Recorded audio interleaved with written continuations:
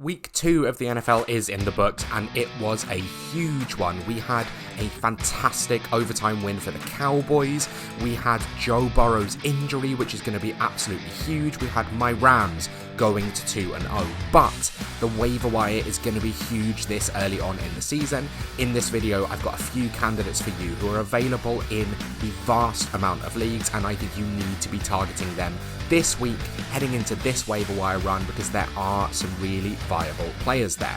If you like content like this, please consider liking and subscribing. But let's get into it with the first player that I think you need to be targeting, and that is the Titans rookie receiver, Elic Ayomanor. Now, obviously, as I said, the Rams beat the Titans this week, but it was Cam Ward's best showing by far, showing the ability to use some of those different arm angles, showing the ability to escape the pocket and make plays run a little bit longer rather than taking the 6 sacks that he took last week. But for Ayomanor in particular, this seemed like the hint of a breakout game yet to come. The stat sheet itself was pretty exciting for Ayomanor, finishing with 4 receptions off 6 targets for 56 yards and a touchdown. But the snap share was much more important for him, as was the target volume. We have always known that in this Titans offense, there is room for a wide receiver 2 to see a ridiculous amount of passing volume, particularly with the chemistry that it can be created with Cam Ward in his rookie season. And all throughout camp, there were reports of Ayomanor being the one that was starting to put together that chemistry, even though he was a day 3 pick and drafted after DK, who was taken right at the top of the fourth round, day 3, taken right at the top of the 4th round. But Ayomanor is the one playing that wide receiver 2 role. The snap counts haven't come out just yet, but from the eye test, having watched this full game, Ayomanor was on the field way more than Tyler Lockett, way more than Van Jefferson, and crucially, way more than DK. He is clearly the wide receiver 2 that you need to be targeting in this offense, and there is a clear possibility that with this team continuing to be bad on defense, there's going to be a lot of passing volume to be had. If Cam Ward can continue to take the leap that he showed between weeks 1 and week 2, I mean, if he continues to do that, he'll be the best quarterback in the NFL by about week 7. But if he can continue to take steps forward all throughout his rookie season, there is going to be a real chance for players to succeed in this offense, and Ayomanor is the primary candidate for just that. At the current time of asking, he is rostered in just 28% of redraft leagues on Sleeper, making him the priority target for this week. Another player who is also just 28% rostered that you need to be looking towards is Quinshon Judkins. Now, the suspension is probably still coming for Quinshon, but this first performance was really encouraging for him. Yes, he only ran for 61 yards, but he saw the lion's share of the workload in this backfield and had an explosive play, showing the potential of what the second round pick can be in this offense. The big thing about Judkins is that people were so disappointed after he missed all of training camp and then the threat of suspension, meaning that he didn't sign with the team, that he is likely to have been dropped in a fair amount of leagues, especially because he wasn't on IR, he wasn't on PUP, he's not officially suspended, he is taking up a roster spot. So I think there's a world in which he was dropped in a fair amount of leagues. Bear in mind as well, the Browns were playing without their right tackle in this game, and the optimism for Judkins just continues to go up. Now, the Browns aren't an offense that any of us particularly want to be targeting in fantasy, but if Judkins saw this amount of workload and from the eye test looked this good in his debut with no preseason at all, the dream is clearly there for a player who has a tremendous amount of talent.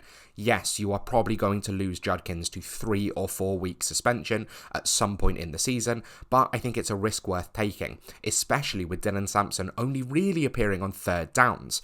Jerome Ford is nothing more than a jag. Judkins is clearly the most talented player in this backfield, and seeing the majority of the carries in his debut without a preseason is incredibly encouraging for someone who could be a star late down the stretch.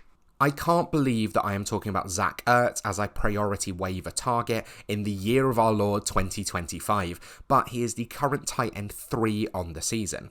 The Commanders' offense has not really been what we'd like it to be so far. We want to see Jaden Daniels creating more, whether that's on the ground or through the air or just being able to extend plays, but I think you're seeing the ramifications of Terry McLaurin's hold-in during the offseason and Deebo Samuel's steady decline in physical ability. Zach Ertz obviously currently the tight end 3, but finished with a fantastic stat line this last week. finishing with 6 receptions for 64 yards and a touchdown. The crucial thing for Zach Ertz is that he is basically on the field 100% of offensive snaps. Ben Sinnott, who was a target that I quite liked this offseason, is really not seeing the field, despite being a second-round pick just last season.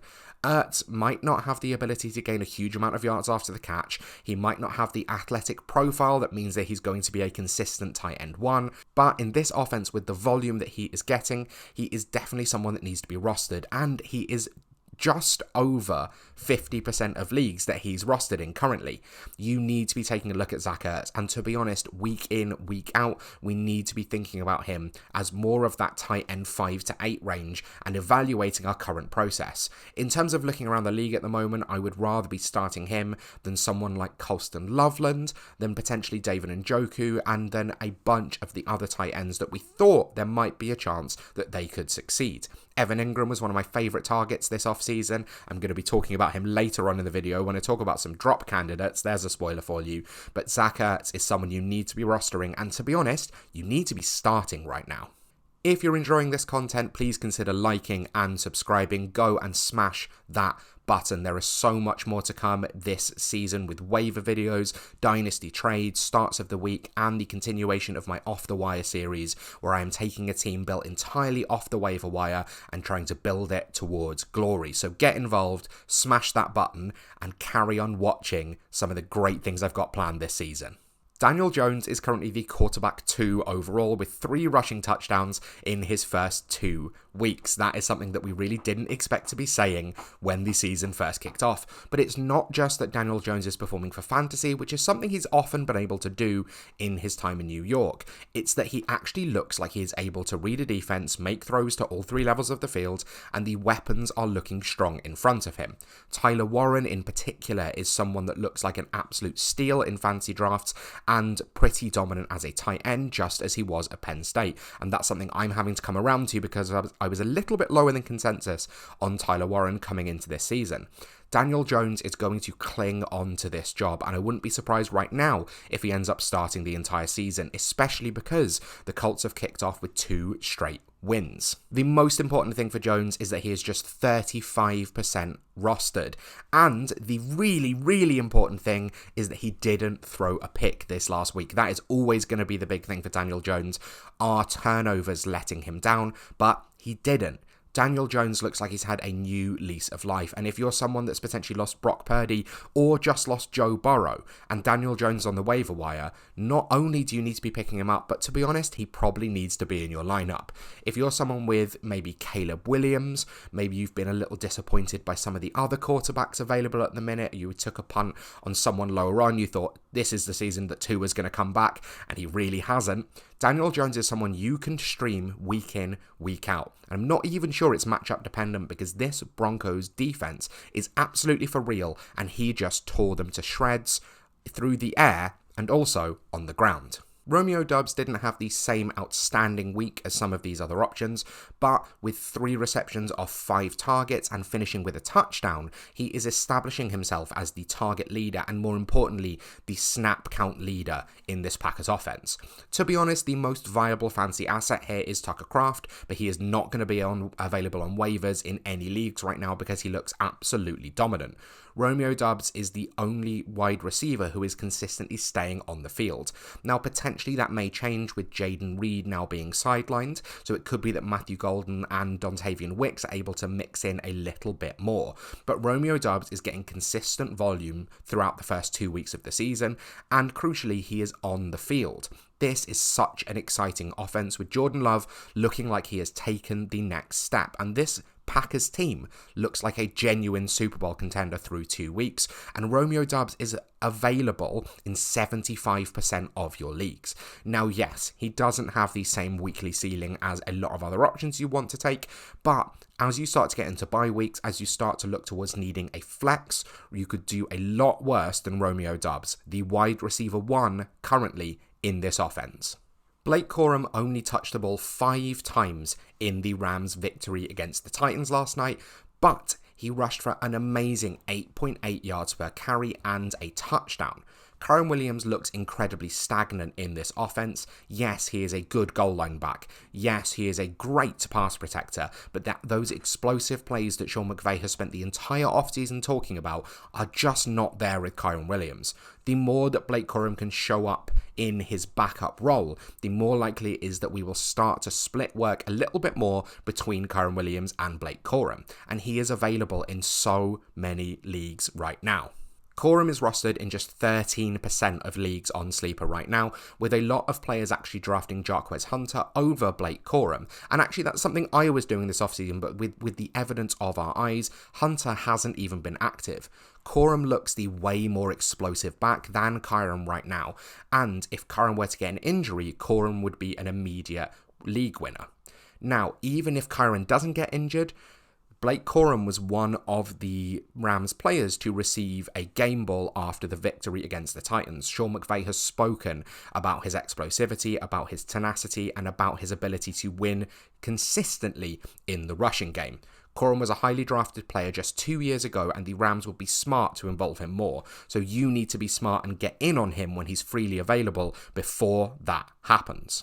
The last player that I want to talk about is available in 92% of leagues. He is currently the wide receiver 11 on the season and looks to be having a breakout, and that is Troy Franklin of the Denver Broncos. Now, Franklin was the first pick on day 3 a couple of years ago when Nix was drafted. They played together in Oregon, and Franklin was exceptional as Nix's preferred target, and that now looks to be translating to the NFL as well. Franklin finished the game last night in a loss, but with 8 receptions for 89 yards and a touchdown.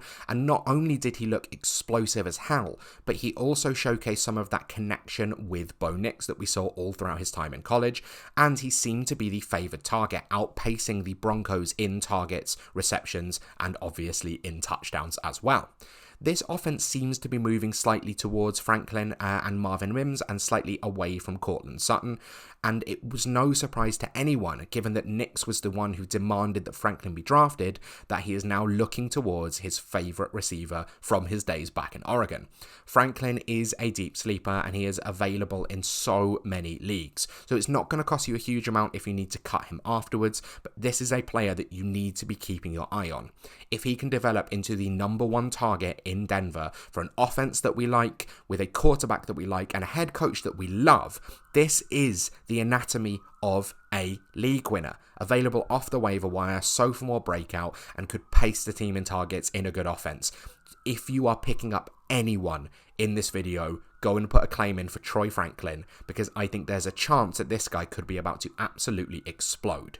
I wanted to switch things up this year and talk about some drop candidates as well. So I have 4 for you that you can see in front of you, 3 rookies, and we'll be relatively quick with these. Luther Burden is just not getting snaps for the Bears just yet. Their usage of Burden and of Colston Loveland has been really strange, but this isn't an offense I want to be investing in right now, and definitely not holding on to a player who is being outsnapped by Olumide Zaccheaus.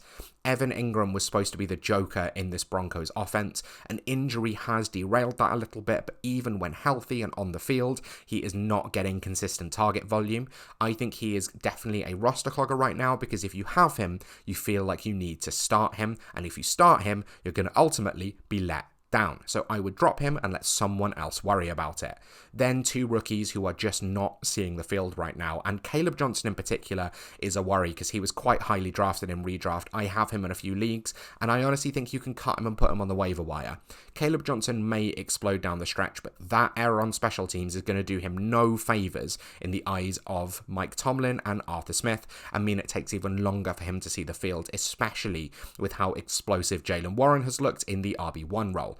Jaden Blue has been inactive in the first 2 weeks of the season for the Dallas Cowboys. Javonte Williams has looked pretty nice, not that explosive, but pretty nice in the role. And Miles Sanders now has scored a touchdown after fumbling in week 1. If you were watching my content this offseason, Jaden Blue is someone I consistently spoke about as being massively overdrafted. Now, the caveat with these 3 rookies is they might well explode down the stretch, but you need that roster space right now. If you can trade them for something, go out and make that move. But I don't think Blue and Johnson are worthy of roster spots right now.